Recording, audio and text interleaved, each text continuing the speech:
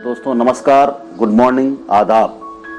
दोस्तों मैं आनंद तिवारी एक बार फिर से आप लोगों के सामने हूं।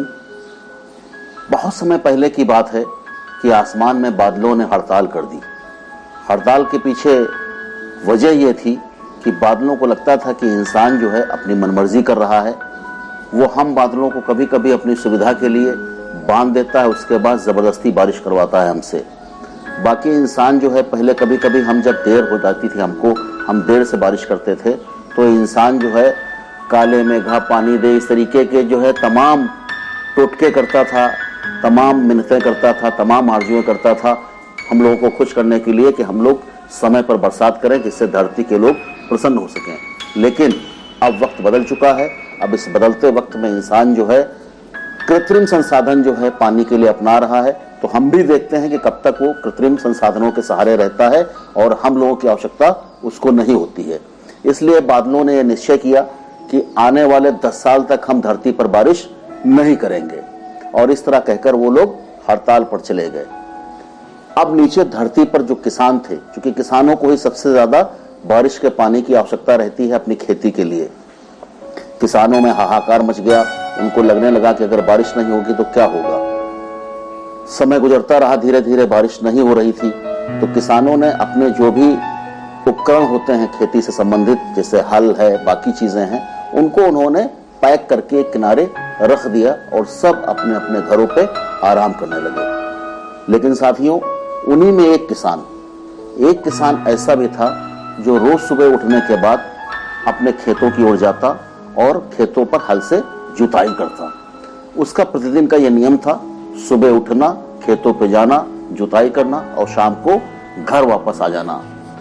धीरे धीरे गांव के लोग उससे कहने लगे, अरे सब लोगों ने खेती करना छोड़ दिया है, सब लोगों ने हल जोतना छोड़ दिया है, पानी बरसना नहीं है, कुछ होना नहीं है, तो तुम क्यों अपना जो है समय और श्रम दोनों बर्बाद कर रहे हो, रोज खेत पे जाते हो। उस किसान ने कहा, नहीं, ये हमारा नियम है, हमारा काम है, मैं अपने काम को करता रहूंगा। क्यों, अगर हम काम नहीं करेंगे, घर बैठ जाएंगे तो हमारा काम करने का अभ्यास छूट जाएगा, हम अकर्मण्य हो जाएंगे, हमारे शरीर के अंदर आलस्य आ जाएगा और हल कैसे चलाया जाता है धीरे धीरे हम यह भी भूल जाएंगे। लोग उसका मजाक उड़ाने लगे, उपहास करने लगे कि ये देखिए इनको क्या सूझी हुई है, जब बारिश होनी नहीं है, खेती होनी नहीं है तो खेत जोतने से क्या फायदा, जब कभी बारिश होगी 10 साल बाद तो फिर हम लोग खेत अपने जोतने शुरू करेंगे। उधर बादलों में बेचैनी बढ़ने लगी। उनको लगा कि अरे अगर हम बहुत दिन तक नहीं बरसेंगे, तो वही किसान वाली बात उनके मन में आई कि अगर हम बहुत दिन तक नहीं बरसेंगे तो हम बरसना भूल जाएंगे। क्योंकि ये किसान हल इसीलिए चला रहा है, खेत में जुताई इसीलिए कर रहा है कि 10 साल में कहीं वो हल चलाना न भूल जाए, खेती करना न भूल जाए। तो हम लोग भी कहीं इसी तरीके से बरसना न भूल जाएं।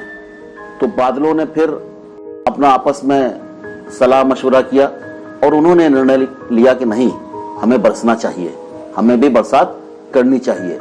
और दूसरा, उनको उस किसान के प्रति अनुराग भी हुआ कि यह व्यक्ति बिना किसी की परवाह किए हुए अपने काम में जुटा हुआ है, अपना अभ्यास कर रहा है, इसलिए कि आने वाले समय में जब कभी भी बारिश होगी तो उस बारिश का फायदा सबसे ज्यादा हमको मिलने वाला है, क्योंकि हम अपना काम बराबर करते चले जा रहे हैं।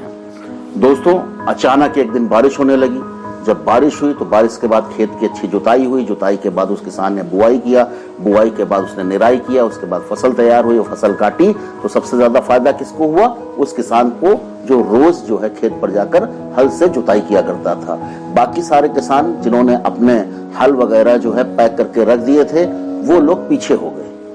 तो इसका पूरा लाभ, पहला लाभ उस किसान को मिला। तो दोस्तों, इस कहानी से हमको एक सीख मिलती है। सीख ये मिलती है कि कभी भी परिस्थितियां, हालात जब हमारे खिलाफ हो, माहौल हमारे जब खिलाफ हो, कुछ इस तरीके के हालात हो जैसे आज के हैं, तो उन स्थितियों में, उन परिस्थितियों में हमको अपने काम को करते रहना चाहिए, जिससे हमारे काम का अभ्यास निरंतर बना रहे। और जब अभ्यास निरंतर बना रहेगा तो जैसे ही परिस्थितियां हमारे अनुकूल होंगी, हम उसका लाभ उठा सकेंगे और उससे अधिक से अधिक लाभ प्राप्त कर सकेंगे।